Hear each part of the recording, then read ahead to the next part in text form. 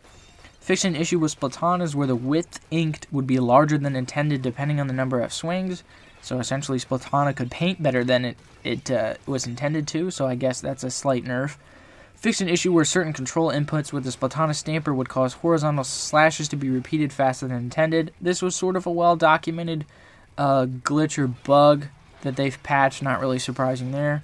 Fixed an issue with moving long distances with the Zipcaster where certain inputs could allow the player to use their main weapon even while moving. Didn't know that was a thing. Glad that's fixed though. Now we get on to fixes to multiplayer. Fixed an issue where inking certain terrains with the bomb or Rainmaker explosion would award more points than intended. How do you let that happen? Fixed an issue where inking the walls of some objects in a stage would charge the special gauge. Okay. Fixed an issue where some objects in a stage would not be applied toward inked area in turf war battles, so essentially some stages just had turf that was bad. Fixed an issue where blaster shots would produce the same shockwave as a mid-air explosion when hitting a tactical or ultra stamp. Once again, why? Fixed an issue where rollers would ink surfaces they weren't touching when rolling in a way that clips into certain terrain. Okay. Fixed an issue where the sloshing machine spiral would deal damage when hitting an opponent on the other side of thin terrain even they were hidden by the terrain. That's a good change. Obviously a bug that was pretty well documented. It blew up on Twitter a few times. Good to see that that's patched.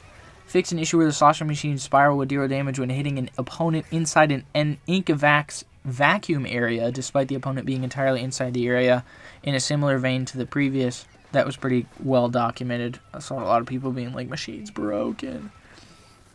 Fixed an issue where a bomb would remain in its location when hitting umbrella at the moment it closes, regardless of damage dealt to the umbrella. Okay. Fixed an issue where a Splatana, when in close contact with the tower would cause the ink to disappear when it hit the tower. Okay. Fixed an issue where burst bombs would disappear without activating when hitting certain terrain. Just didn't work. Fixed an issue where a point sensor or toxic mist would disappear without activating when hitting certain terrain or an ultra stamp. Again, how? Fixed an issue where a splash wall would immediately disappear if placed in a certain location. Just broken. Fixed an issue on some stages where a Booyah Bomb's blast would not ink the ground correctly. That's notably Sturgeon Shipyard on the big ramp. Glad that that's fixed. That means that stage is less janky now. Fixed an issue where the Ultra Stamp would not block enemy bombs' blast waves. So, Stamp is hopefully going to work. Fixed an issue where the Ultra Stamp would not block fully charged shots from a charger. Okay. Fixed an issue with the Ultra Stamp's repeated stamping attack where there would be moments in which direct attacks could not deal damage to the opponent. It just didn't work. Fixed an issue that prevent the Ultra Stamp's repeated stamping attack from properly inking the ground. Okay. Fixed an issue that allowed the Ultra Stamp's repeated stamping attack to deal damage to enemies on the other side of thin walls. So I guess that was a nerf. Fixed an issue where the Ultra Stamp's mid-air spinning attack could not deal damage to opponents on the ground. How? Fixed an issue that allowed the Ultra Stamp's mid-air spinning attack to deal damage to enemies on the other side of thin walls, so I guess a nerf. Fixed an issue where hitting terrain at the instant the Ultra Stamp is thrown would cause an explosion in a different location than where it hit? What? Fixed an issue where the Ultra Stamp's throw attack, even when aimed at an opponent on iron grating, would deal direct damage even if hitting from the backside. Okay. Fixed an issue where hitting an enemy on the other side of a thin wall with the Trizooka would deal damage to them even though they're hidden by the terrain, so I guess it's not clipping through walls now, which is good. Fixed an issue with the Killer Whale 5.1 where the megaphone targeting a locked-on opponent who is splatted during its activated period would move. Okay. Fixed an issue with the Wave Breaker where its waves would not be visible if placed in a location with a height difference even in the area of effect. I saw that one a ton. I'm glad that one is fixed. Fixed an issue with the Wave Breaker where it would not activate when placed on terrain at a certain angle rather than catching and falling, so it just didn't work. Fixed an issue where placing a Wave Breaker overlapping an opponent's splash wall would cause the Wave Breaker to disappear on the opponent's screen, so it was just invisible. Okay. Fixed an issue where a Tacticooler activating at the same moment a previously placed Tacticooler disappears would cause both to disappear. Fixed an issue where the appearance of a placed Tacticooler that inclines at a slight angle due to moving terrain would differ from its collision detection. Fixed an issue where, when a player is splatted directly before a Tacticooler's effect runs out, the special gauge reduction will remain normal even though the player still has a shortened respawn time. Okay, well that's a good change. It just works correctly. Implemented measures to prevent players from clipping into terrain when a Tacticooler is placed in certain corners. Fixed an issue where the gear ability comeback was also activating for respawns from the player falling off the stage or into water. Well, that kind of sucks. That's essentially a nerf to comeback. Fixed an issue in Splat Zones mode where the border lines of the zones were difficult to see on certain stages. How do you have to fix that? Shouldn't it just be like you can just see them on every stage? Did they not test this at all? Adjusted Rainmaker so that if the player is splatted right at the moment they place the Rainmaker at the goal, the count will be at 1. Okay. Fixed an issue with overtime in Rainmaker where an announcement about taking the lead that differs from the actual results will be shown when the Rainmaker is dropped at the moment a team takes the lead. I actually had this. It was at the very end of a Rainmaker game. And what this is referring to is right at the end of overtime, I got the lead, but it said the opponent took the lead. And I was really, really confused, but I won the match anyway, so I think that's what it's referring to. Fixed an issue in Rainmaker where the tops of sign boards that show areas the Rainmaker is restricted from entering would block ink shots. Okay, so they gave the signs collision detection when they shouldn't have. Fixed an issue in Rainmaker where a player would get the Rainmaker the instant its barrier is broken if the Rainmaker was returned to center just as someone was trying to touch it. So it just teleported to players? Okay. Fixed an issue in Clam Blitz where a Tacticooler placed on top of the clam basket would disappear. So I guess now it won't disappear. Fixed an issue in Clam Blitz where overtime would be entered when the time limit is reached, even if the team with the lower score has no existing power clams. Okay, so people essentially might have gotten free wins in Clam Blitz. That's ridiculous. Fixed an issue in the Scorch Gorge stage in Turf War Splat Zones and Clam Blitz battles where squeezing into the gap between certain terrain would cause player to enter the terrain, so they fixed a hole in the map. Remove the box on the top of the grating in the Undertow Spillway stage in Splat Zones because of an issue where attacks would pass between the box and the terrain despite looking like it blocked attacks from below, so fixing another hole. Fixed an issue in Mincemeat Metalworks where a part of a player's model would clip into certain terrain. Fixed an issue in Mincemeat Metalworks where players could unintentionally climb on top of certain terrain at the edge of the stage. Okay. Fixed an issue in Hagglefish Market where the position of the box placed on the metal grate near the starting point was displaced from the grate. In the Hagglefish Market stage in Tower Control, slightly adjusted the route of the tower and fixed an issue where a player would become unable to move on top of the small gap between the tower and the terrain. That's probably close to the end where it goes to like the top right, I'm thinking. Fixed an issue in Inkblot Art Academy where a wave breaker placed along a certain wall would break immediately. Okay, so it was just broken. In the Inkblot Art Academy stage in Tower Control mode, slightly adjusted the route of the tower and fixed an issue where the player would become unable to move on top of the small gap between the tower and the terrain. So similar to the Hagglefish Market thing. I'm thinking that's probably when it goes in between, like the first checkpoint, I think is when it's referencing there. Fixed an issue in the Mahi Mahi stage in Tower Control where an area impassable to players would appear midair when the water level dropped. What?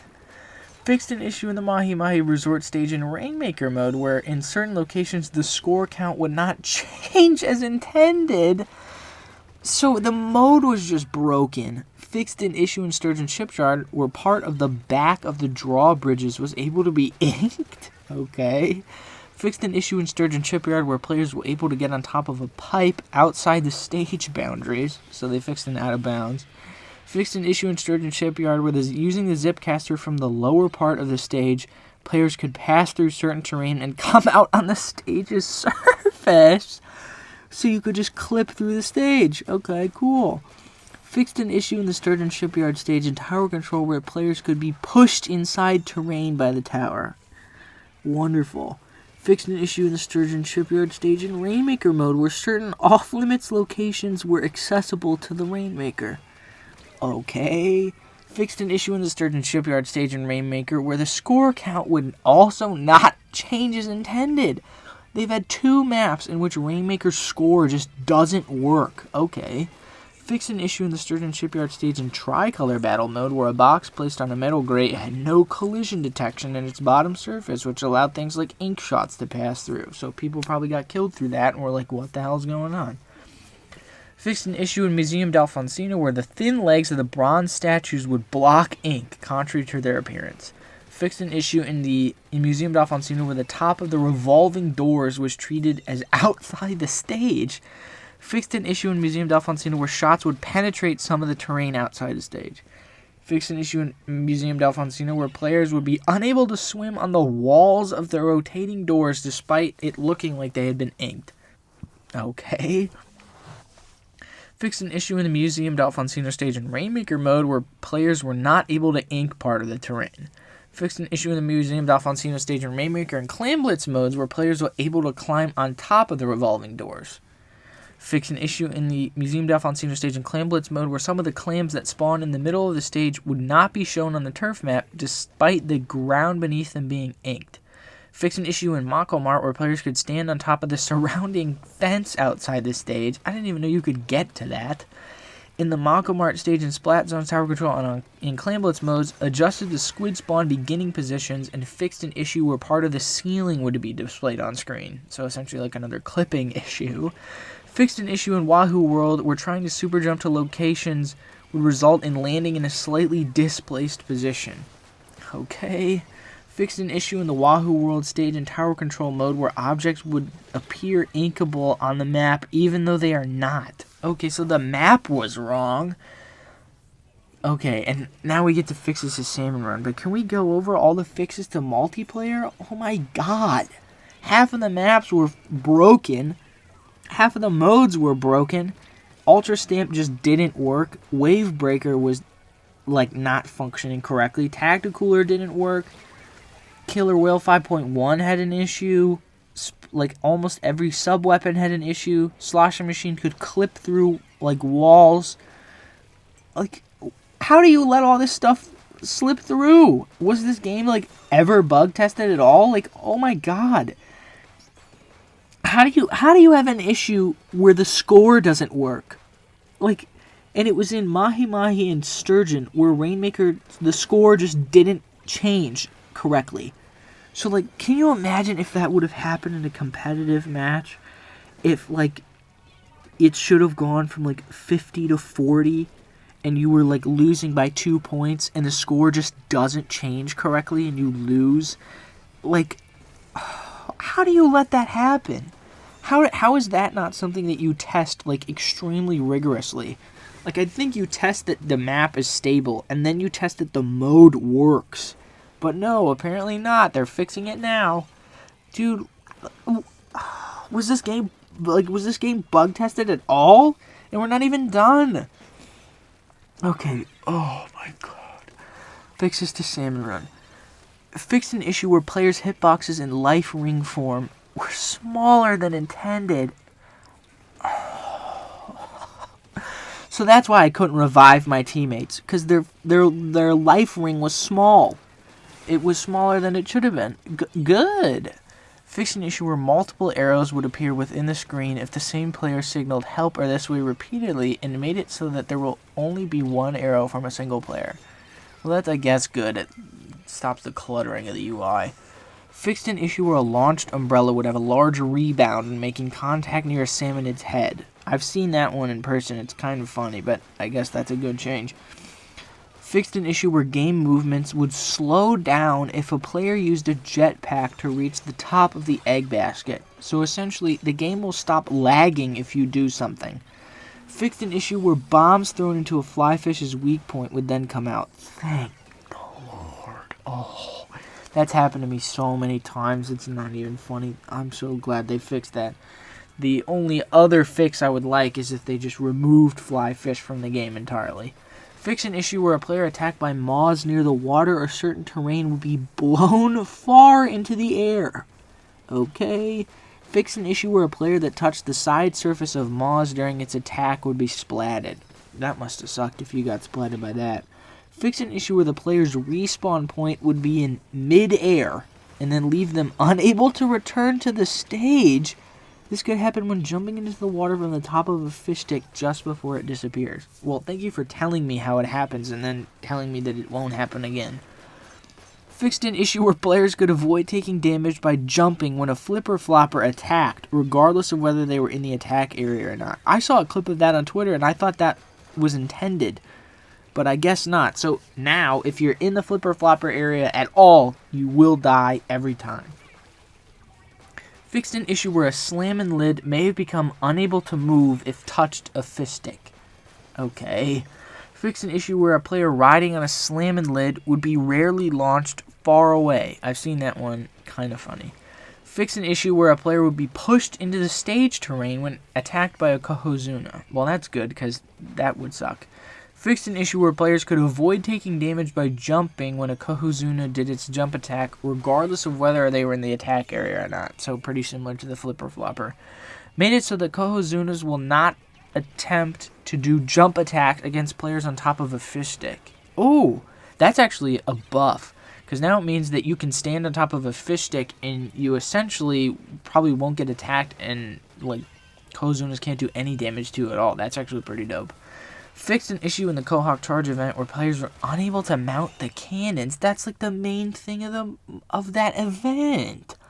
Fixed an issue in the Goldie Seeking event where a launched umbrella wouldn't activate a gusher if touched. That's pretty minor.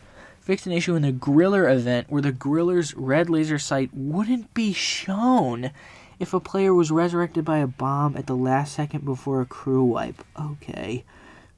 Fix an issue in the Mudmouth Eruptions event where a player would clip into a mudmouth right after it spawned and be splatted.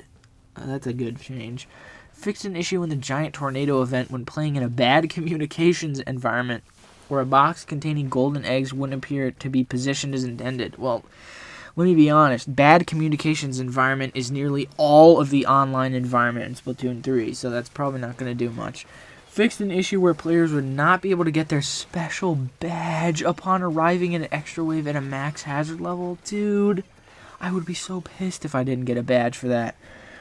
Fixed an issue where players would not be able to receive Grizzco points correctly when the shift schedule was updated while playing a job. I've gotten that one a few times and it's super annoying. Glad they fixed it. Fixed an issue with reporting a player from the Grizzco tournament where their number of delivery assists was not shown correctly. I don't really understand why their number of delivery assists was the problem there. If you're reporting somebody, I don't think you care about that.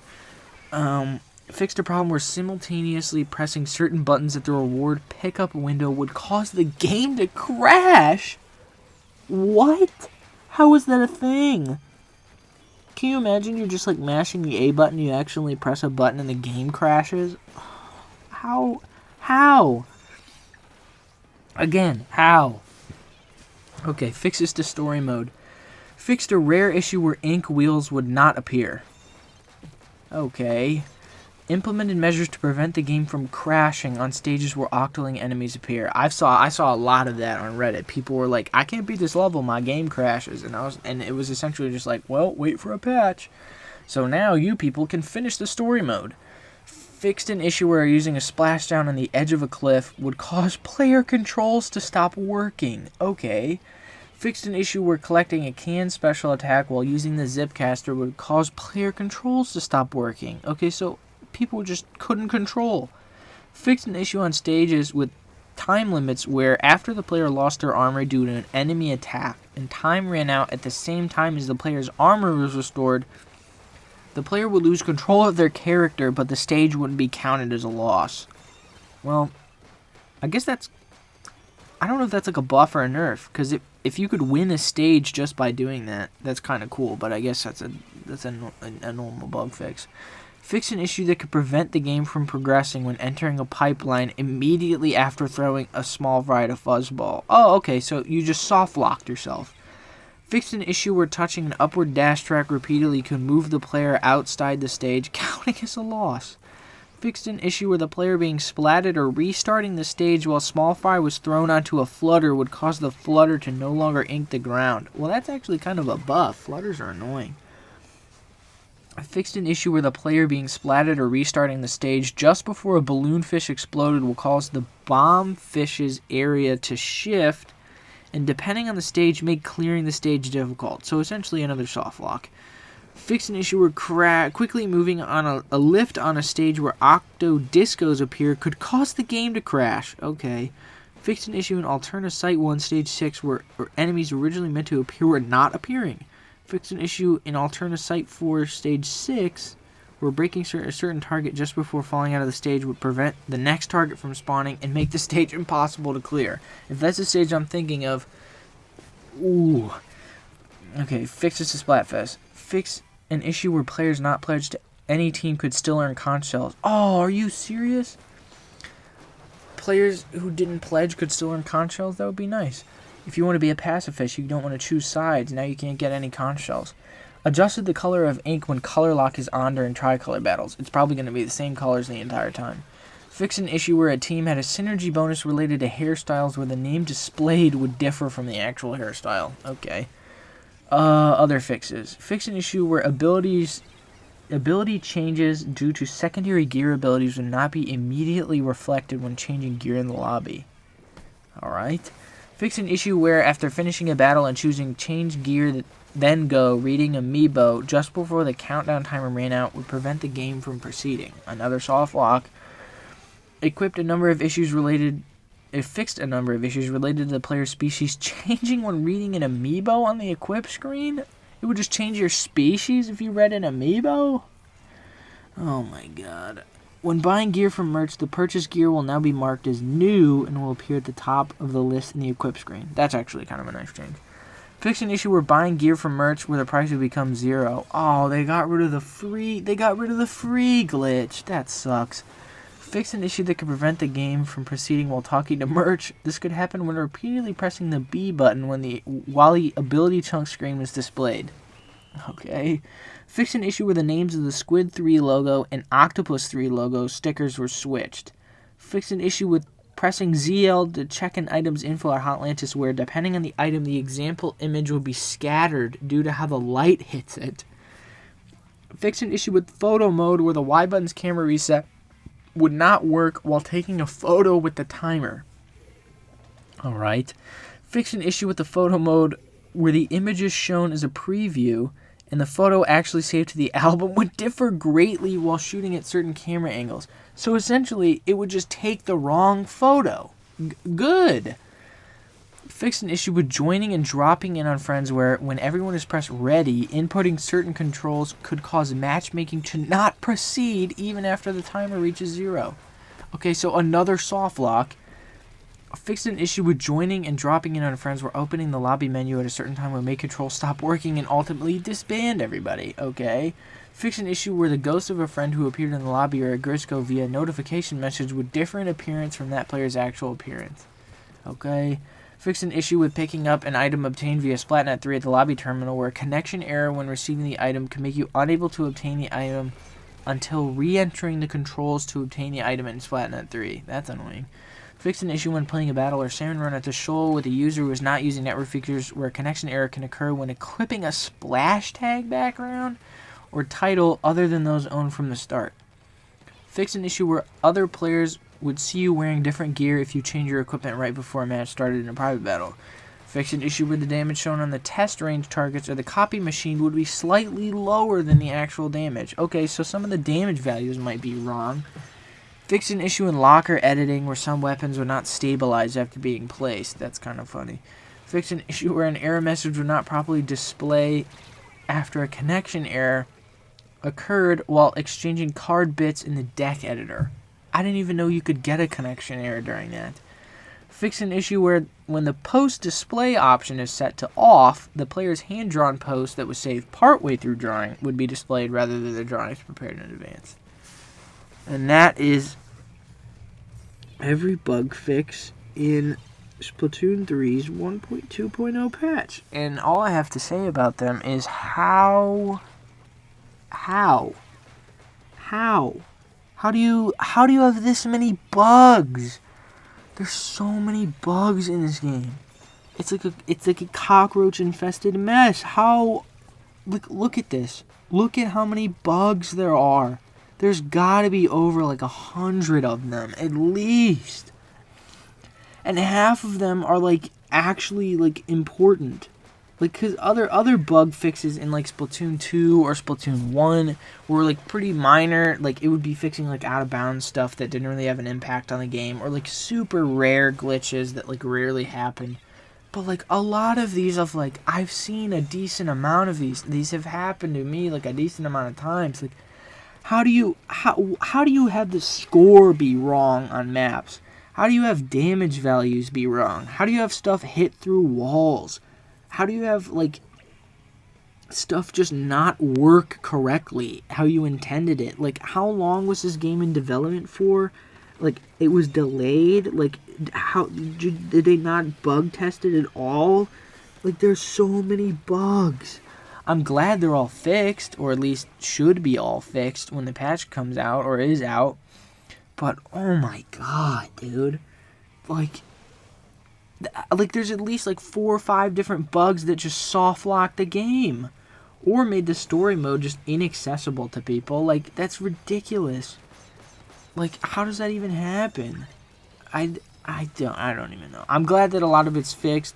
There's some small changes to some map geometry, like Undertow Spillway getting rid of a box, and I think it was Hagglefish and Inkblot Tower being adjusted a little bit. But, like, in terms of weapons and other changes, they added some more, like, information on the UI. I guess all good, obviously, all good, but it just makes me, like, how did they let it release like this? Like, with this many bugs in it. And it's still not perfect. There's still a bunch of bugs that people will probably find that weren't patched. There's still, a ton of connection errors constantly. The netcode for the game is terrible. Hopefully they can adjust that and fix that as time goes on. But I think that'll be it for this video. If you liked me just reading patch notes, please like and subscribe for more Splatoon content. If you like this video, please obliterate that like button and demolish it. Subscribe for more Splatoon content. I've got a bunch of other videos coming down the pipeline. Follow me on Twitter @Jex4 for more shenanigans. And as always, I'm Jex. Have a good one.